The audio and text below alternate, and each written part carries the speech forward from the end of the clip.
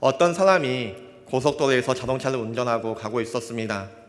이 사람은 정말 의심하지 않고 내가 가고자 하는 목적지대로 올바르게 가고 있다고 생각하고 있었습니다. 그런데 어느 정도 가다 보니까 옆에 있는 표지판을 보니 자신이 가고자 하는 목적지와 정반대로 가고 있다는 것을 깨닫게 되었습니다. 그러면 표지판이 잘못된 걸까요? 아니면 이 사람이 출발을 잘못한 걸까요? 이 사람이 출발을 잘못한 거겠죠. 이 세상에는 100만 분의 1, 1000만 분의 1의 일로 표지판이 잘못될 수가 있지만 하나님께서 우리의 인생을 주관하신 하나님께서는 실수를 하지 않으시기 때문에 잘못된 표지판을 우리에게 주시진 않습니다. 사람은 실수할 수 있지만 하나님은 실수하지 않으시기 때문에 그렇습니다. 그러나 내가 잘못된 방향으로 가고 있다는 것을 깨달았을 때 그러면 우리는 선택을 해야 합니다. 여기까지 왔으니 잘못된 방향으로 내가 가고 있지만 그냥 가고 보자 하며 가다 보면 좋은 것이 나오겠지 하고 생각하는 사람이 있을 수도 있습니다.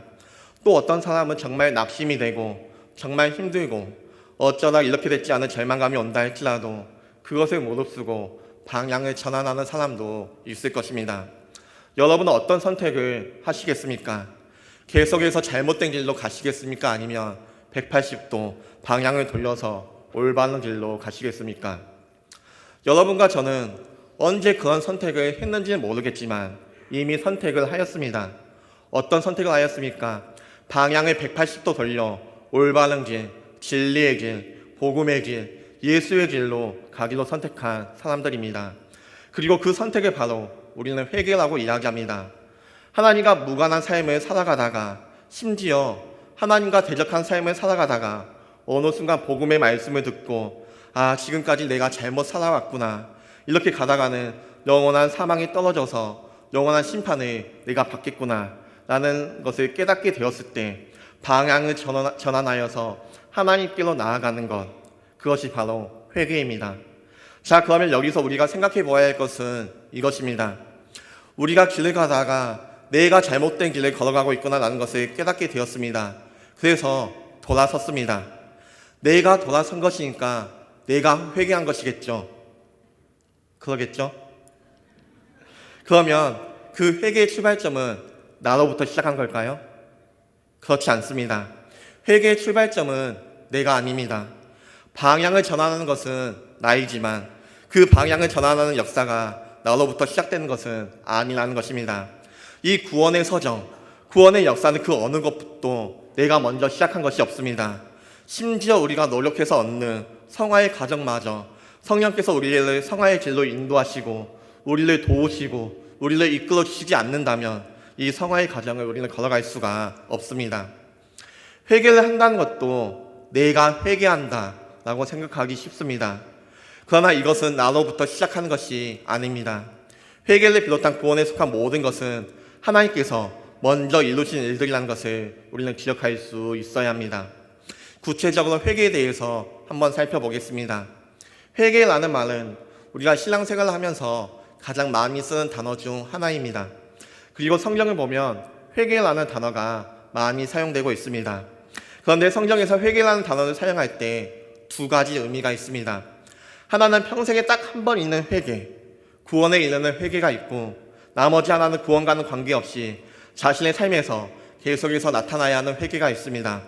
처음에 회개가 있고 상시적으로 이루어지는 회개가 있는 것입니다. 이 첫 회개는 어떤 회개일까요? 내가 죄인이라는 고백입니다. 근데 그때 그 죄인은 내가 감히 그 죄를 극복할 수 없는 죄입니다. 내 어떤 힘과 내 어떤 노력으로도 바꿀 수 없는, 해결할 수 없는 죄인 것입니다. 그런데 우리가 예수님을 믿고 나서도 예수님을 믿음으로 말미암아 우리가 죄의 문제를 모두 해결하고 나서도 우리가 회개하지 않습니까? 이때의 회개는 내가 내 삶 가운데 다스려야 하는 죄에 대한 회개인 것입니다. 이 차이를 아시겠습니까? 첫 번째는 예수님을 믿는 순간 우리가 가지고 있는 회개는 내가 도무지 이 죄들을 감당할 수 없다고 그 모든 죄를 예수 그리스도께 맡기고 내가 신분을 변화하는 그런 회개입니다. 그런데 그 한 번의 회개, 이 처음에 회개만으로 모든 것이 끝났다고 주장하는 사람들이 있습니다. 누구입니까? 구원파입니다. 구원파는 최초의 그 터닝포인트, 우리가 예수님을 믿고 구원받았을 때 그 최초의 그 한 번의 회개로 말미암아 모든 것이 다 종결되었다고 이야기합니다. 한 번 예수님을 만났다면 더 이상 회개할 필요가 없다라고 이야기합니다. 한 번 내가 예수님을 만나 회개했다면 더 이상 회개할 필요가 없다고 이야기합니다. 그런데 우리는 그렇게 생각하지 않습니다. 우리가 예수님을 믿고 한 번 회개했다고 해서 우리 안에 있는 모든 죄들이 다 사라집니까? 그렇지 않습니다. 우리가 예수님을 믿고 한 번 회개를 했다고 해서 우리는 더 이상 회개할 필요가 없습니까? 그렇지 않다는 것입니다. 예수 그리스도를 주로 섬겨도 여전히 우리 안에는 많은 죄악들, 여전히 우리 안에는 죄의 본성들이 남아 있습니다. 그래서 우리는 예수님을 믿고 나서 최초의 회개를 통하여서 구원을 받았다 할지라도, 우리의 신분이 변화되었다 할지라도 그 다음에도 계속적으로 우리 안에 있는 죄의 문제와 싸워 나가야 하는 것입니다. 이 죄는 우리가 다스려야 합니다. 날마다 매일의 삶 가운데 그 십자가 앞에 나아감으로 말미암아, 십자가 앞에 내 자신을 죽이며 나아감으로 말미암아 싸워 이길 수 있어야 합니다. 그렇다면 회개는 어떻게 해야 될까요? 이 회개에는 세 가지 요소가 있습니다. 첫 번째 지적인 요소가 있고, 두 번째 감정적인 요소가 있으며, 세 번째 의지적인 요소가 있습니다. 즉 회개에는 지, 정의 세 가지 요소가 있습니다. 첫 번째로 회개에는 지적인 요소가 있습니다. 바로 자기의 죄를 바르게 아는 것입니다. 우리 사도행전 2장 37절 말씀 같이 읽겠습니다. 그들이 이 말을 듣고 마음에 찔려 베드로와 다른 사도들에게 물어 이르되 형제들아 우리가 어찌할꼬 하거늘. 유대인들은 예수님을 십자가에 못 박혔습니다. 유대인들은 하나님의 아들을 죽였습니다. 그러고도 자신들이 죄를 지었음을 알지 못하였습니다. 하지만 베드로가 설교했을 때 이 베드로의 설교를 통하여서 자신들이 죄를 지었음을 깨닫게 되었습니다. 37절 말씀을 보면 그들이 이 베드로의 설교를 듣고 마음에 찔렸다고 말씀하고 있습니다. 이처럼 회개란 선포된 말씀을 듣고 깨닫게 하시는 성령으로 말미암아 자기의 죄를 바르게 아는 것을 이야기하고 있습니다. 우리가 길을 잘못 걸어가고 있다는 것을 알려면 어떻게 해야 될까요? 올바르게 걸어가는 것이 올바른 방향이 무엇인지 알아야 되지 않겠습니까? 내 목적지가 어디이고 올바르게 걸어간다는 것이 무엇인지 알지 못한다면 내가 잘못 걸어가고 있다는 것이 무엇인지 어떻게 알 수가 있겠습니까? 복음을 들을 때 그것이 참 진리라는 것을 깨닫는 것이 회개의 출발점입니다. 이 복음이 나를 살리는 은혜라는 것을 깨닫는 것, 하나님을 아는 지식이 나를 살아있게 한다는 것을 깨닫는 것이 회개의 지적인 요소이며 이것이 회개의 첫 시작입니다. 두 번째로 회개에는 감정적인 요소가 있습니다. 자기의 죄를 알고 슬퍼하는 것입니다. 시편 38편 18절 말씀 같이 읽겠습니다. 내 죄악을 아뢰고 내 죄를 슬퍼함이니이다. 단순히 자기 죄를 아는 것으로 부족합니다. 자기 죄를 슬퍼하는 데까지 나아갈 수 있어야 합니다. 내가 거짓말하는 것이 죄라는 것을 알게 되었습니다. 내가 살인하는 것이 죄라는 것을 알게 되었습니다. 단순히 그것을 알기만 해서 내가 이 죄에서부터 돌아설 수가 있을까요? 그렇지 않습니다. 이 죄에 대해서 내가 슬픈 감정을 가지고 있어야 됩니다. 그저 내가 그것이 죄라는 것을 알게 되었는데 그것에 대한 슬픈 마음이 없다면 우리는 그 죄를 반복적으로 지을 수밖에 없습니다. 혹시 여러분들은 하나님 앞에 나와 회개했던 순간을 기억하십니까? 어떤 모습이 기억이 나십니까? 눈물 콧물 다 흘리면서 하나님 앞에 애통하며 통곡했던 모습이 기억나지 않습니까? 우리가 진정 예수님을 구주로 영접할 때 내가 그리스도 앞에서 얼마나 큰 죄인인지, 하나님 앞에서 내가 얼마나 더럽고 추악한 죄인인지 그것을 깨달았을 때, 내가 절망적인 상태에 놓여졌다는 것을 알게 되었을 때, 그것을 해결하시기 위하여서 예수님께서 십자가에 달려 돌아가셨다는 것을 알게 되었을 때 우리 안에 어떤 모습들이 생겨납니까? 슬피 울며 애통하며 통곡하는 모습들, 그 감정의 변화가 우리 안에 생겨나는 것입니다. 감정적인 것에 너무 매달리면 안 되지만 회개의 지적인 부분을 깨닫고 하나님의 거룩하심과 나의 죄악됨을 알았을 때 이런 감정적인 변화가 없는 경우는 단 하나도 없습니다. 물론 사람마다 나타나는 정도의 차이는 있습니다. 어떤 사람은 정말 울고 불며 하나님 나는 죄인입니다 가슴 치며 고백하는 사람이 있습니다. 어떤 사람은 조용히, 그러나 조용하다고 해서 그 마음속에 애통이 없는 것은 아닙니다. 이 속에서 뜨거운 애통의 심령이 있지만 겉으로는 눈물을 흘리며 묵묵히 기도하는 그렇게 반응하는 사람도 있을 수 있습니다. 그래서 여러분, 회개에는 반드시 그 사람 안에 마음의 상태의 변화, 감정적인 변화가 있는 것입니다. 세 번째로 회개에는 의지적인 요소가 있습니다. 즉, 돌이키는 것이 있어야 합니다. 에스겔 18장 30절 말씀 우리 함께 읽겠습니다. 주 여호와의 말씀이라. 이스라엘 족속아, 내가 너희 각 사람이 행한 대로 심판할지라. 너희는 돌이켜 회개하고 모든 죄에서 떠날지어다. 그리한즉 그것이 아무리 내가 하나님에 관한 지식과 복음에 대한 지식을 얻고 그로 말미암아 하나님의 지식, 이 복음의 거울 앞에 내 자신을 비추어 보며 내가 얼마나 흉악한 죄인인지 알며 정말 뜨거운 눈물로 회개했다 할지라도 그 상태에 머물러 있다면, 변화가 없다면, 반복해서 죄를 짓는다면 그것은 참된 회개가 아니라는 것입니다. 날마다 울며 불며 죄인이라고 고백하는데 그 사람의 삶이 예전과 다를 바 없이 그대로라면 회개한 것이라고 할 수 있을까요? 아니겠죠. 참된 회개는 제약된 삶에서 돌이키는 것입니다. 제약된 습관에서 벗어나는 것입니다. 그리고 선을 행하는 것이 참된 회개의 모습입니다. 회개는 단순히 지식으로 깨닫고 감정적으로 슬퍼하는 것뿐만 아니라 의지적인 요소가 있어야 완성되는 것입니다. 한번 생각해 보십시오. 잘못된 길을 갔습니다. 그래서 그것이 내가 잘못된 길을 가고 있구나 라고 발견하였습니다. 그래서 방향을 돌렸습니다. 그런데 더 이상 전진하지 않고 그대로 머물고 있다면 이 사람의 현재 위치가 어디에 있습니까? 계속해서 잘못된 길에 있습니까? 아니면 올바른 길에 있는 것입니까? 계속해서 잘못된 길에 있는 것입니다. 잘못된 길, 제약된 길에 머물러 있는 것입니다. 방향을 전환했다면, 터닝 포인트를 했다면 다시 약세를 받고 옳은 길, 진리의 길, 구원의 길을 향하여서 열심히 달려나가야 되겠죠. 이것이 회개의 의지적인 요소입니다. 정리하자면 회개라는 것은 자기 죄를 알고 슬퍼하며 제약된 삶에서 돌이키는 것을 이야기합니다. 이 회개의 세 가지 요소를 잘 보여주는 이야기가 있다면 예수님께서 알려주신 이 탕자의 비유, 둘째 아들의 이야기입니다. 탕자가 아버지로부터 유산을 미리 받아서 먼 타국에 가게 됩니다.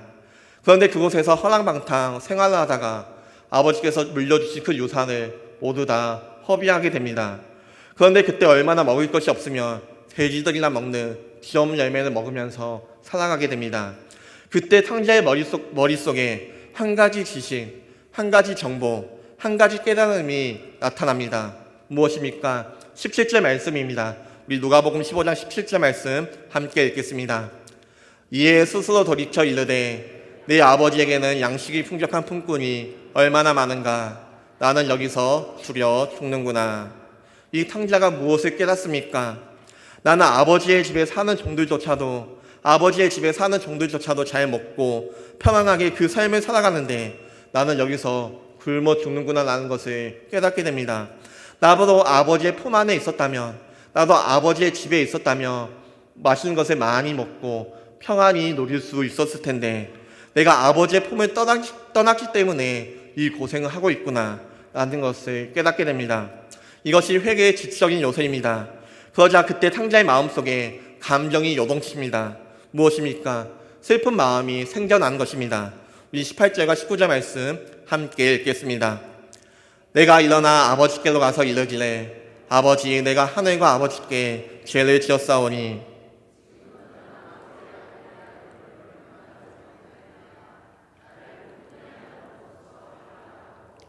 내가 아버지께 큰 죄를 지었구나. 내가 아버지를 배반하고 아버지의 마음을 힘들게 하였구나. 더 이상 아버지의 아들이라 불릴 자격이 나에게 없구나. 내가 왜 아버지를 떠나는 선택을 하였을까? 왜 내가 그런 어리석은 선택을 하였을까? 그렇게 감정적인 뜨거운 눈물이 그 마음속에서부터 뿜어져 나오는 것이죠. 그리고 나서 회개의 의지적인 측면이 나오는 것을 볼 수가 있습니다. 20절 말씀입니다. 같이 읽겠습니다. 이에 일어나서 아버지께로 돌아가니라. 아직도 거리가 먼데 아버지가 그를 보고 측은히 여겨 달려가 목을 안고 입을 맞추니. 이 둘째 아들 탕자가 잘못했다는 것을 깨닫게 되었고 슬퍼하였습니다. 그런데 여전히 돼지 우리에 앉아있다면 나아지는 것은 아무것도 없었을 것입니다. 그런데 20절 말씀을 보니까 탕자가 어떤 행동을 합니까? 이에 일어나서 아버지께로 돌아가는 것을 볼 수가 있습니다. 그 자리를 박차고 일어나서 아버지의 집으로 돌아가는 것을 볼 수가 있습니다. 탕자가 일어나 아버지께로 돌아갑니다. 그 돌아오는 탕자를 아버지가 발견합니다. 아직 거리가 먼데 아들을 발견하자 아버지는 달려와서 그 아들을 끌어안고 뜨거운 눈물을 흘리면서 그 아들을 사랑하며 그 아들을 위하여서 좋은 옷을 입히며 큰 잔치를 베푸는 것을 볼 수가 있습니다. 그런데요 여러분, 탕자가 아무리 회개의 지적인 요소, 감정적인 요소, 의지적인 요소를 다 발휘하여 고향 땅으로 돌아왔습니다. 아버지의 집으로 돌아왔습니다. 그런데 아버지가 받아주지 않는다면, 아버지가 이 탕자를 받아들이지 않았다면 어떻게 될까요? 탕자가 울면서 아버지 잘못했습니다. 아버지 용서해 주세요 라고 이야기를 합니다. 그런데 아버지가 나 너 같은 자식 둔 적 없다 라고 이야기를 한다면 이 탕자는 어떻게 되는 걸까요? 이 탕자는 다시 한번 거지 상태로, 죄인의 상태로 돌아갈 수밖에 없는 것입니다. 그러므로 회개를 이야기할 때 내가 죄를 깨닫고 내가 슬퍼하고 내가 몸을 돌이켜 아버지의 집으로 돌아왔다고 우리는 생각할 수 있습니다. 그러나 아버지께서 받지 아니하시며 아무 소용이 없다는 것을 우리는 생각할 수 있어야 합니다. 마찬가지입니다. 하나님께서 우리를 부르셨습니다. 하나님께서 우리를 중생케 하셨습니다. 하나님께서 우리를 회개케 하셨기 때문에 우리가 구원받은 백성이 된 것이지 내 의지와 내 공로로 된 것이 아니라는 것입니다. 구원과 관련하여서 내 힘으로 이루는 것, 내 의지와 나의 어떠함으로 이루는 것이 1%도 없기 때문에, 그러므로 여러분과 제가 구원에 대하여 배우면 배울수록 하나님께 감사하고 하나님께 영광 올려드릴 수 있어야 합니다. 그렇다면 우리가 회개가 무엇인지에 대해서 함께 나누었습니다. 마지막으로 우리가 가지고 있는 회개에 대한 오해를 한번 나눠 보았으면 좋겠습니다. 우리는 보통 어떨 때 하나님께 회개했다라고 그런 고백을 드립니까? 회개라는 것이 자기 죄를 알고 슬퍼하며 죄악된 삶에서 돌이키는 것이 회개라고 함께 나눴는데, 나의 회개의 모습은 어떠합니까? 모두가 그런 것은 아닙니다. 그런데 우리의 회개의 모습을 한번 생각해 보면요, 하나님 한 번만 봐주세요 라는 것을 우리는 회개라고 이야기할 때가 많이 있습니다. 자신의 신세, 자신의 어려운 삶을 하나님께 토로하면서 하나님 한 번만 봐주십시오. 하나님 내가 잘못했습니다. 한 번만 봐주신다면요 제가 이제는 잘 살겠습니다 라는 것을 우리는 회개라고 착각할 때가 많이 있다는 것입니다. 이것은 회개가 아닙니다. 이것은 신세 타령이고요, 감성의 자극이며 책임 회피입니다. 하나님께서는요 악인과 의인에게 동일하게 일반 은혜라는 것을 주셨습니다. 그것이 무엇이냐면 죄를 지었을 때 죄책감을 느낄 수 있는 능력을 우리에게 주셨습니다. 아무리 하나님을 모르는 사람이라도 그 죄책감, 양심 때문에 하나님을 알 수 있는 조금의 틈을 남겨주었습니다. 하물며 성도가 얼마나 그 죄책감에 더욱 민감하겠습니까? 매주 하나님 앞에 예배를 드리러 와서 하나님의 말씀을 듣는 성도는 그 죄에 대해서 얼마나 민감하겠습니까? 성도들은 교회에 나올 때 누가 나에게 죄인이라고 말하지 않아도 내가 죄를 저질렀는지 누구보다 더 잘 알고 있습니다. 그래서 찬양을 부를 때 찬양을 몇 마디만 불러도 이미 어느 정도 마음이 열린 상태에서 공감을 하게 되어 있습니다. 그리고 선포된 하나님의 말씀을 들을 때, 그 말씀에 비추어 볼 때 그렇게 살아가지 못한 내 자신을 발견하며 깨닫게 되는 것입니다. 그러다가 하나님께 회개 기도합니다. 하나님 용서해 주세요. 하나님 나를 불쌍히 여겨주세요. 그리고 순간적으로 내가 하나님의 입장이 되어 내 죄를 바라봅니다. 내가 얼마나 힘들어서 그 죄를 지었니? 내가 얼마나 외로워서 그 죄를 지었니? 내가 죄를 지을 수밖에 없었던 그 모습들, 그 상황들로 말미암아 나를 정당화합니다. 그리고 이렇게 기도합니다. 하나님, 나 이런 죄를 지었습니다. 긍휼히 여겨주시옵소서, 용서하여 주시옵소서. 그러면서 몇 방울 눈물을 흘리며 그 자리에서 일어나 이렇게 이야기합니다. 나 하나님께 회개했어. 그리고 교회 문을 열고 밖으로 나아가지만, 회개를 했다고 이야기하지만 이전과 똑같은 삶, 이전과 전혀 다를 바 없는 삶을 똑같이 살아갑니다. 이것은 회개가 아닙니다. 이것은 자기 연민이며 책임 회피에 불과합니다. 우리는 지금까지 회개라고 이야기했지만, 회개했다라고 이야기하지만, 하나님 잘못했습니다, 하나님 용서해 주시옵소서라고 수없이 많이 기도했지만, 교묘하게 나의 잘못을 하나님께 떠넘기며 교묘하게 지난날의 나의 죄를 정당화시키며 그렇게 살아왔습니다. 나는 하나님께 회개했으니 되었어, 하나님께서 다 용서해 줄 거야, 그렇게 생각합니다. 그러면서 또 한 주간 똑같은 죄를 반복하며 똑같은 죄를 지으며 그렇게 살아갑니다. 여러분, 지금까지 얼마나 많은 회개 집회가 있었습니까? 얼마나 많은 회개 운동이 있었습니까? 우리가 지금까지 얼마나 많은 회개에 대한 설교를 우리가 들었습니까? 그런데 왜 우리의 삶에는 변화가 없을까요? 그 이유가 무엇입니까? 하나님께서 기다리는 회개, 하나님께서 원하시는 회개, 성경이 말하는 회개가 아니었기 때문이 아닐까요? 회개란 무엇입니까? 이 회개가 무엇인지 알기를 원한다면 죄가 무엇인지 먼저 정리할 필요가 있습니다. 죄의 본질은 무엇입니까? 죄의 본질은 살인하는 것, 도둑질하는 것, 간음하는 것이 죄의 본질이 아닙니다. 이것은 죄의 결과에 불과합니다. 10계명 중에 첫 번째 계명의 말씀이 무엇입니까? 너는 나 외에 다른 신을 두지 말라는 것입니다. 그러면 하나님께서 이 말씀을 첫 번째 계명으로 주신 그 이유는 무엇일까요? 너는 나 외에는 다른 신을 두지 말라. 이 첫 번째 계명이 지켜진다면, 이것만 지켜진다면 나머지 9가지는 자연스럽게 지켜지기 때문에 그렇습니다. 하나님 한 분만으로 만족하고 그 한 분만으로 행복하고 그분의 음성으로 내가 충분하다면, 그 하나님만으로 충분한 사람은요, 살인하지 않습니다. 간음하지 않습니다. 남의 것을 탐내지 않습니다. 하나님으로 말미암아 이미 모든 것이 충분한데 무엇이 부족해서 도둑질하며 간음하며 남의 것을 탐내겠습니까?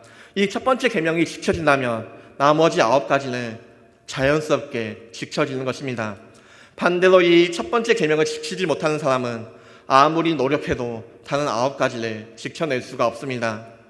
죄의 본질이라는 것은요, 하나님께로부터 이탈하는 것입니다. 하나님께로부터 이탈했기 때문에 살인하고 도둑질하고 간음하는 것입니다. 그러면요, 회개합니다. 하나님 용서해 주세요. 나 살인하지 않을게요. 나 간음하지 않을게요. 나 도둑질하지 않을게요 라는 것은 사실상 회개가 아닙니다. 이거는 행위를 바꾸겠다는 하나의 결단에 불과합니다. 그러면 회개는 무엇입니까? 죄라는 것이 하나님으로부터 이탈하는 것이라면 회개라는 것은 하나님께로 돌아가는 것, 하나님께로 돌이키는 것이 회개입니다.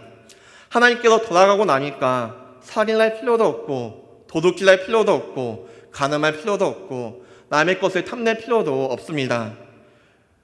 회개의 본질은 하나님께로 돌아가서 하나님을 다시 만나고 하나님과 연합하며 살아가는 것임을 우리는 기억할 수 있어야 합니다. 우리는 지금까지 어떠한 회개를 지금까지 우리가 했는지 한번 생각해 보았으면 좋겠습니다. 제가 2가지 회개의 모습을 함께 나누겠습니다. 어느 쪽이 진짜 회개의 모습인지 한번 생각해 보셨으면 좋겠습니다. 첫 번째 기도입니다. 하나님, 내가 정말 악하게 살았습니다. 나는 죄인입니다. 너무나도 무서운 죄들을 제가 저질렀습니다. 그 죄의 무서운 형벌이 나에게 달려오고 있습니다. 이 죄가 드러나면요, 나 사역 그만둬야 돼요.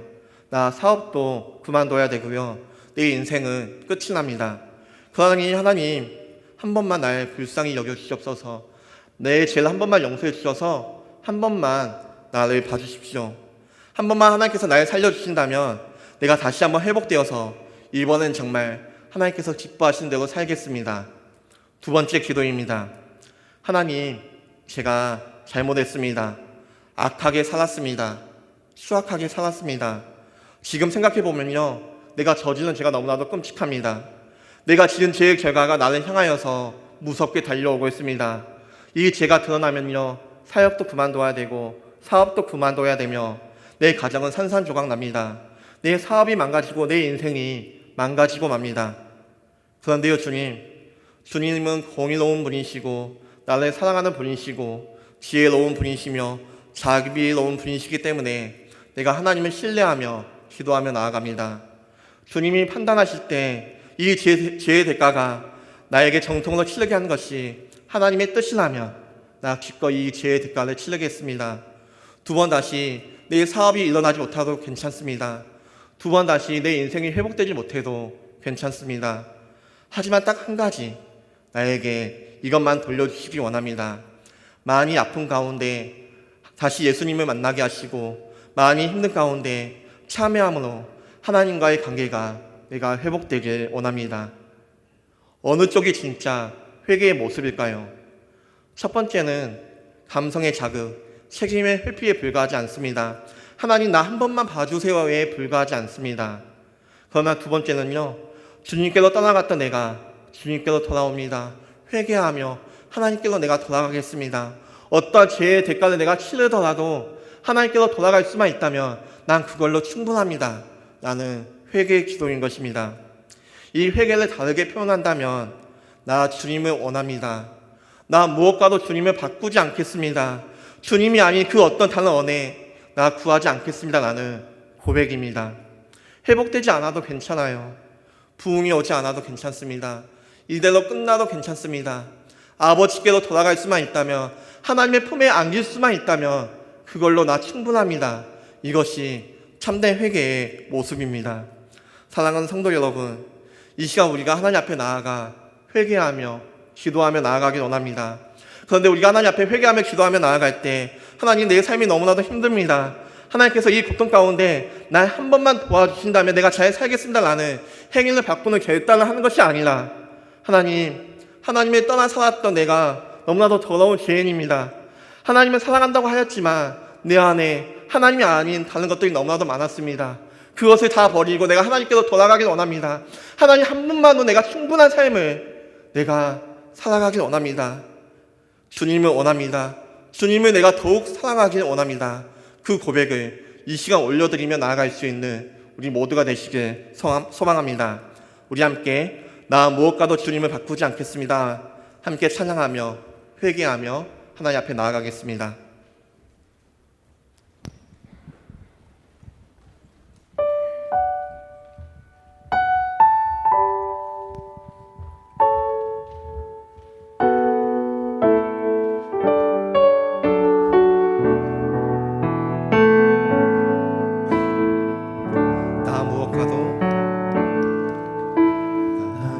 무엇과도 주님을 바꾸지 않으리.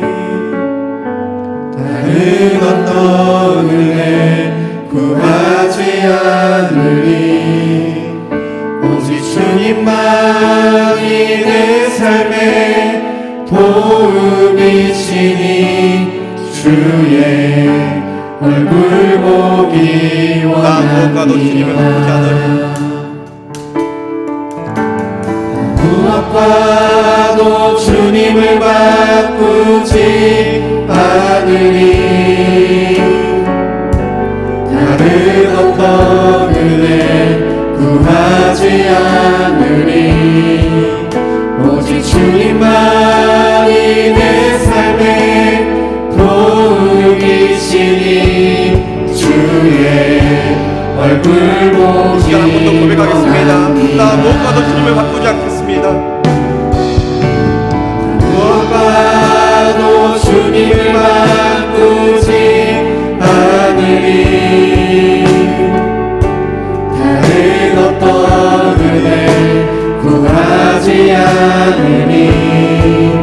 오직 주님만이 내 삶의 도움이시니 주의 얼굴 보기 원합니다. 주님 사랑해요.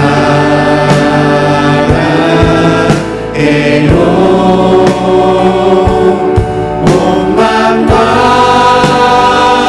정성 다해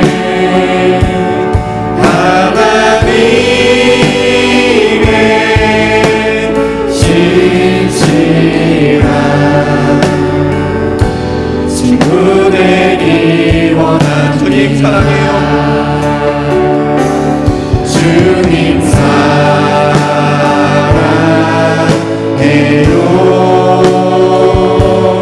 온 마음과 정성 다해 하나님의 신실한 친구 되기 원하노라. 무엇과도 주님을 바꾸지 않으리. 무엇과도 주님을 바꾸지 않으리. 다른 어떤 은혜 구하지 않으리. 오직 주님만이 내 삶의 도움이시니 주의 얼굴 보기 원합니다. 주님 사랑해요.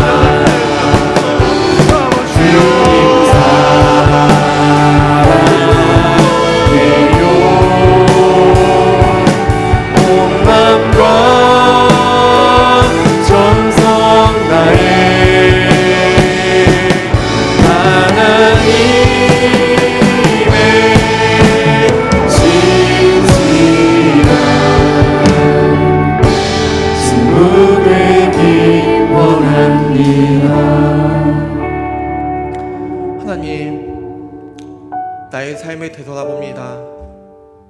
많은 것들을 하나님과 바꾸며 내가 살아갔습니다. 돈을 최고의 가치를 여기며 살아갔고, 내가 잘 먹고 잘 사는 것, 그것이 내 삶의 최고의 가치로 여기며 내가 살아갔습니다. 다른 것들을 내가 구하며 그렇게 살아갔습니다.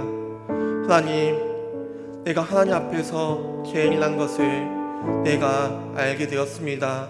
하나님, 우리가 그 죄를 슬퍼하며 나아가게 해주옵소서. 그 죄로부터 내가 돌이키며 하나님께로 나아갈 수 있는 우리가 될 수 있도록 주님 인도하여 주시고 함께하여 주옵소서. 그리하여서 우리의 고백 가운데, 우리의 입술 가운데 하나님 한 분만로 내가 충분합니다.